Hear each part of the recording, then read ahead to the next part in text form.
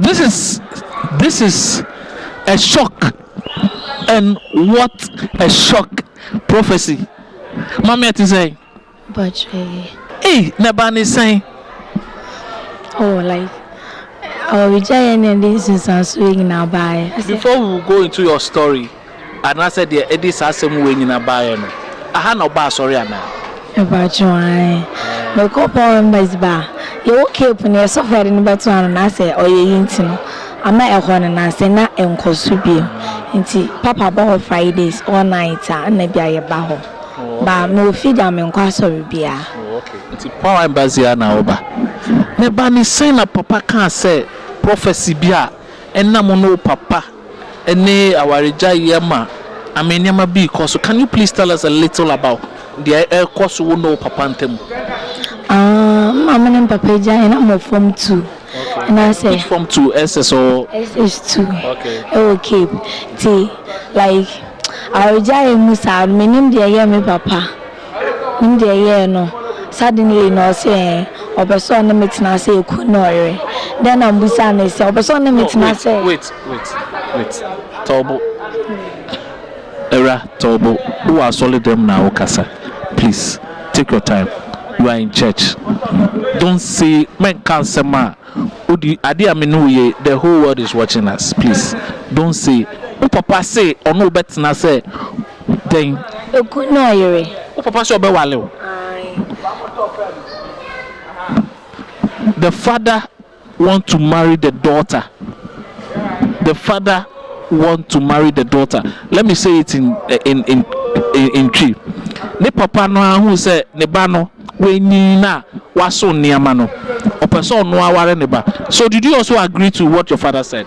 Like did you agree to your father's proposal? Oh, okay. My mesme busane say na okaso obeso war o de me okwa akwache me busia for say obeso ne metina ana say o de ye de ono so ka che me ne say o diska na o diska be kwa abonti akofo ba wo frode o de be ma me angasa nti mempene no one mentina. Wow. So did you also agree? Open so no papa tonight. Ma mpene so ba o chete me. Say don't me be if some me catch you be I'll be in danger. And I'm papa so me show ne pa. Me no me yes be o ye wudi nyanas ba to me no me show no. To ka sa ahwe me no. And like you maybe me da ho. No one offer me na me fa Edna brother mo sisia. Me call your mama konya. If you konya bi won de mo. Me tina ase. Edna me kwa do se me no ba beda na me say da o kwa do so no ba beda de na me bobo nkofo bebre sisters bebre area so mam da me ko fresh me simro o se da bi na me se da na sise mama me nkofo bi ade na ope o se Edna de me shoji nkun o ma me nkun na o tena akonya tintin so ka kwa me metina aketo aso then I start masturbating him and I start saying me chichen the bear. Train. Nyabo train. O papa o no. And o din kuma o se fire dey. Wasn't me fan chichen the bear man. And then ba ko pe na me my almost 2.5 years since. But you've been doing this with your father for 2.5 years. And into my mom covered in house. I was a day student, so I completed the SHS. When you sure say osofo no na wa ma o papa o ina osofo no na wa hihye ho na ma wo wa ma o sika bi na o se be ka asem sei na fa gu papa ni ma se or something that in fact me nyesa papa wo me papa to aduane ma medida anya wa hye me da ni sika aba me hoda enti de na besi se me ba begina aka we di egu na ni ma se anasa me ka bibi se bia bibi sa nto no da bi onye ya me nka na papa enti me nka ntwe me se ana me papa kronye so me miska se Edna Gina kasi pato apaso ensi sa kra na munna so mudi da se e ba se president obisa me kra na me kra asam ne ba e kra na atom so nti na ja me so no I was shocked to say because as me secret pa na me nim say e betimi epie kra wa asisia o kan e no eto me so nti na ja me so no. Okay, nti no na che say wo papa no kwa no no wo yesa na say unuanomo like your other sisters because asem okay me ne aba panini e na me so asa one ma me jai no na me ben me papa to we si bia oba beto na me ne nko ahye dem ba me flow die before be 8 months in menim say if say or the on nkran yes sao but no true that ni prophecy now make it no say sudden you men kra we say like was sorry or person or young nkran bibi oh inti me menim say or that son nkran ya na so onu munye dia na then 2 years ago asem esisi no went me am most one kire osofo bia na say unua panin bia na say nkrofo bia mo wo area mu say bibi say na koso ntin unhia amwa or something. Oh, yetu anamo. Okay. Yetu anamo na adekrenti me kranka minti me mfim papa nche mi dwane because straight no the mam na anu ahikakra. Ti ma mi dwane ye. Na dwane na mi dwane ye me ko to me ma me busuafo ni mu kumase. Ti me ko oye no. Omo ye ni seti so obi amajira no. No mfriend ka chen se me we. No omehu me but no more pretend ye busa ne se me we. Na o se marry na mo sisa de oncology complain. Inti true and mu na oba akuma so oba na police for che no. Wow, inti na asem no ya report to police da. So what did the okay let's go back to the act. Sebia said the course here no. First day out papa ma oni ne years ano. How did you feel wangasa na then a year? How did you feel? Okay, me and anytime be a from me, I'm not quite sadian. And you may paint no. On one cassa crowd, back can cry every day beyond the best. I'm soon. On me, yes, I'll be a soon. Who's a media like Ghana Maraho, but man a day. You know, so a basano like Ususano, what did Okase or like did he apologize to you and also maybe I'm sorry or something? How did you feel like how was the response like?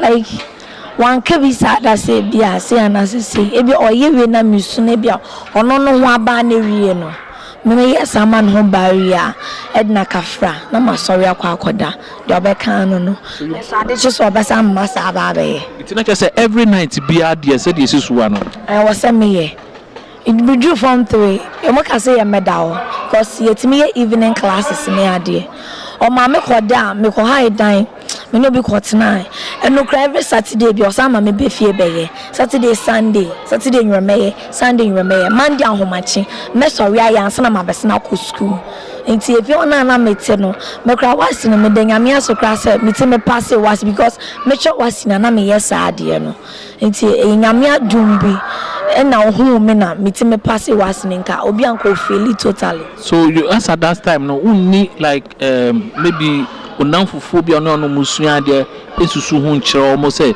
Jack bibi say na me komu or something you didn't and akoye say bibi a aye intam kese a aye ehu nti no and that kind of fear or they put it to you the kind of threatening it you didn't want to open up to anybody and as an esaya me so me ferry na ya me ferry say I get sorry so obi papa to sir ono papa da no ana ono papa for so person no da also ye di no no da because o keep na nipa ba around da wo akra no wo na wo pick it up wo na wani mbegu ase intina me pese me ka che me na fofo because o mo kasa and am for ne me peer group for no mo kasa me ka che we de be ka che we intina me ferry intimidin kan me ankasa papa ne on ma meeting na no no opeso on me disabone no me din kan report ma me ba ma me fan say bia or funny be say e be grown up papa ni midi because e ba ni say na ye di agro ti me so me nufu at any time am ninda o ti me ya me niam bi ya me bisan say that na yes I say nye bibi agro na me wudi